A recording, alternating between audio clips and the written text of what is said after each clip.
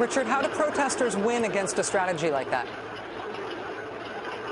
I think they win by information, and that's what they're trying to do. They have to counter this story.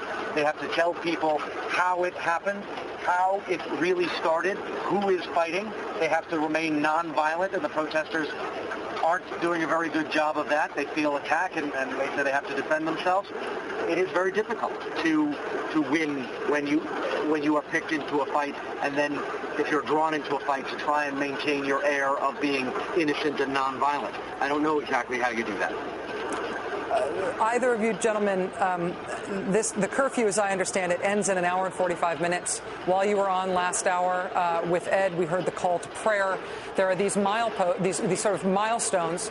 We see dawn breaking behind you. As these different things happen, how do you expect that to affect the momentum, the continued violence, the chaos that we see still unfolding today? We keep thinking it's winding down, and it's not winding down behind you.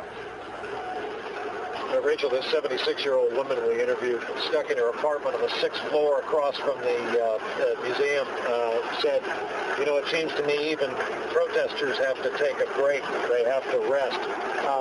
Richard's right. Part of how whipped up people are, these hand-to-hand fights where one side throws a Molotov cocktail, the other side throws the bottle shards 20 feet back at the opposing group of protesters. It's getting almost goofy and surreal, all of it happening on a highway overpass across from a world-class museum. So I think the light of day, the coming of a new day, of course, Mubarak still has cards to play. Anything after watching protesters arrive on camelback today, armed and ready for a fight, very little will surprise us here. And one more point, Rachel, we woke up this morning to find the internet was back up. And it's been talked about that there's a double edge to that. It was theorized that one of the uses of the internet perhaps was to mobilize all these disparate groups we saw coming together today in this new front, the pro-Mubarak front. Both sides say more reinforcements are coming, and it's light. They'll have some breakfast, and I think there are going to be a lot more people in this square flashing. It's nighttime for you, but the day is just beginning here, Rachel, and I think it's going to be a very long one for Cairo. It's hard to predict what's going to happen when this fighting kicks off again and gets really big. But I think it's almost a foregone conclusion that it will kick off again. Richard, let me ask you about the U.S. State Department's action today. The U.S. Embassy, reading their statement, advises U.S. citizens in Egypt that we plan to continue evacuation efforts on Thursday. We're assessing the need to continue flights after that. All remaining U.S. citizens who wish to depart Egypt on a U.S. government flight and who are able to do so should immediately proceed to the airport as soon as possible. Do not wait for a call from the U.S. Embassy. Further delay is not advisable. Is that what you would expect the U.S. State Department to be advising, given the level of violence you are seeing, or does this indicate that they think that something else is ahead that is maybe even worse than what we've got? Well, we are seeing mob justice, and we were watching it live on this camera. Crowds chasing down cars, stopping cars, ripping people out of them, and beating them up for, well, from our vantage point, for unclear reasons. So if you're caught up in a mob and you are American and people in that protest don't feel that the United States has been with them enough, then I think there is the possibility that as an American there could be a very ugly incident. You don't want to be caught up by a mob and misunderstood, especially when that mob believes your government is not with them. One of the things that you described earlier, Richard, was the targeting of journalists, targeting of foreign journalists in particular, but anybody with a camera, anybody reporting this story. In this hotel overlooking Tahrir Square on this live shot, considering the other ways that people are trying to cover this, is it safe for you guys to be doing this work in this way there right now? we're doing the best. I think physically it's safe. We haven't had any problem. I think the government has more issues to worry about than chasing us down. But we will see. They were definitely targeting journalists on the ground, physically looking for us, and we both experienced all that today. But if we are here and we are doing our best to stay safe, I think we have an obligation to do this. And at the end of the day, this is what we do for a living. Brian, as the U.S. government considers its continuing responses, we are seeing tough words from the State Department. State Department spokesman P.J. Crowley today calling out the what he described as thugs. We don't know who unleashed these thugs on the streets of Cairo. They have been identified as supporters of the government. The president's remarks have been diplomatic, but they've been becoming increasingly stern. To what level can the United States escalate its concern, its intervention, and its action? Well, as you know, dicey because there are other friends, allies during business hours in this region who are watching this, watching every word uttered by the United States, President, Department of State on down, because they would like to see what happens to a longtime ally of the United States with internal pressure on a multi-term, long-term ruler called by the protesters here a dictator in this country at a time when there seems to be a wave, a movement in this region. King of Jordan says, 36 hours ago, you know what? I think we need a new government, and I hope you all agree with me. I think we could probably use a new prime minister and a nice big course correction. Excuse me. And Richard, you and I were talking yesterday. The government of Kuwait, out of nowhere, gives citizens $3,000. There is a ripple effect across the region. Thank you, Brian. People in this, governments in this region, particularly ones that have been in power a long time, are very, very frightened. Just recently, we've seen Syria back away from cutting food subsidies. We saw Libya doing the same thing. Egypt, although it didn't have much of an impact, held an urgent economic summit to try and work on food prices. The president of Yemen said he won't run again for elections. The government of Tunisia has fallen. This is all just in the last month. This is one of the most tumultuous and politically significant times in the Middle East in a generation, at the very least. As protesters in other countries watch what's happening tonight in Egypt, when they see the violence that was essentially predicted by President Mubarak before it happened, and then right on cue, it started the next day at daybreak.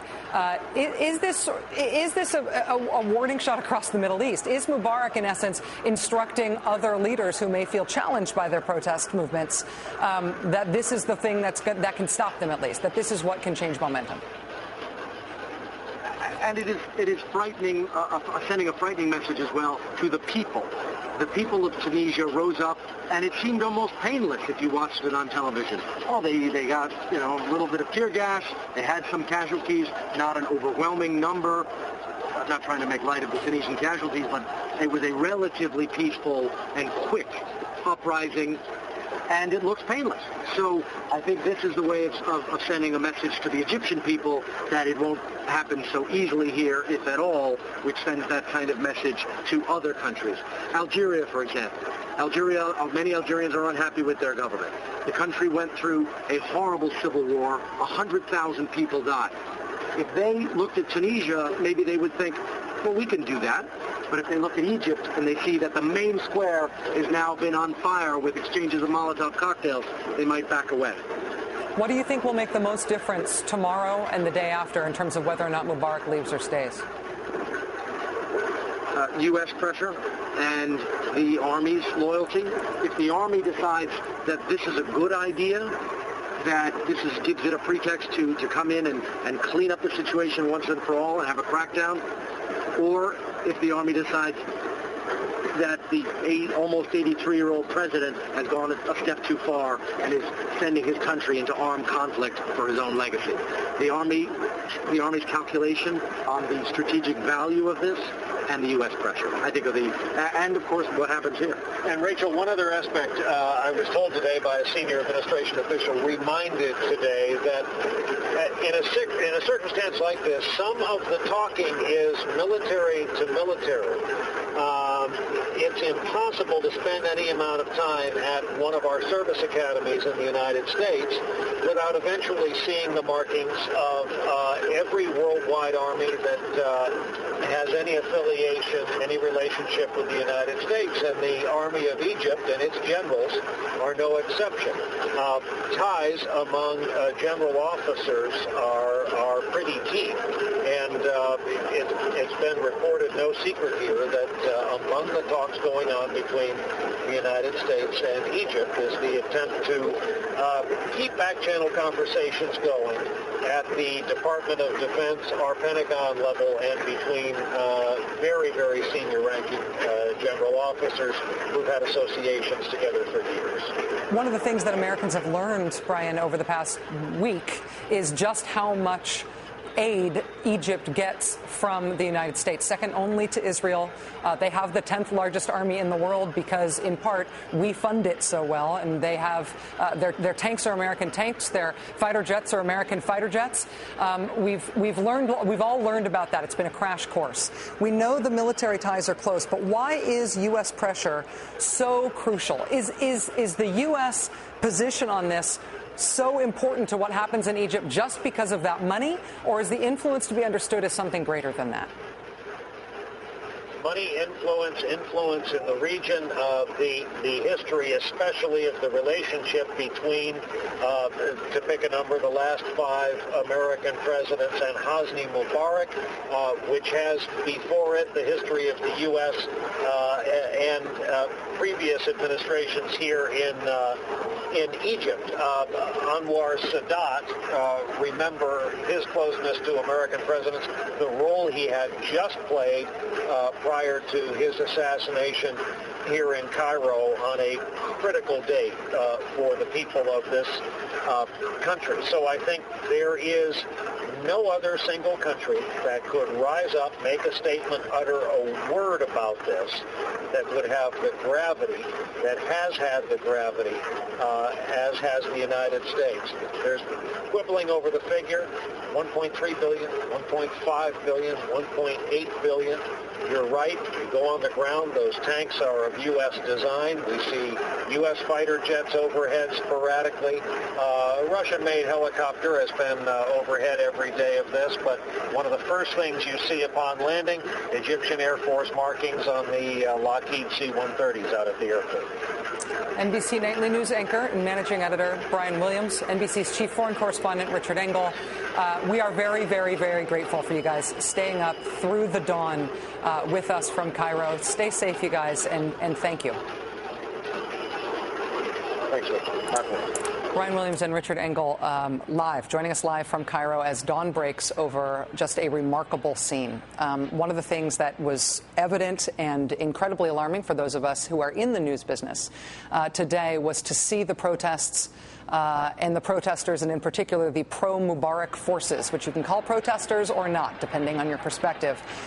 Seeing them turn to target journalists, so that journalists were being put in danger today, not because they were in a dangerous place, not because they were potentially caught in the crossfire, but because they were being targeted by virtue of the fact that they had cameras, that they were reporting this scene.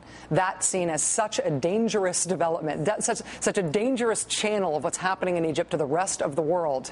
That what appeared to be pro-Mubarak forces just went after reporters and cameramen and crews and producers over and over and over again. It is a sobering thing for those of us in this business. It makes us all the more thankful for our colleagues who are there. It tells you that they are doing so at risk to themselves, but also that they're doing it because it's really important. Sometimes it takes somebody trying to kill you for doing your job to make you realize how important that job is.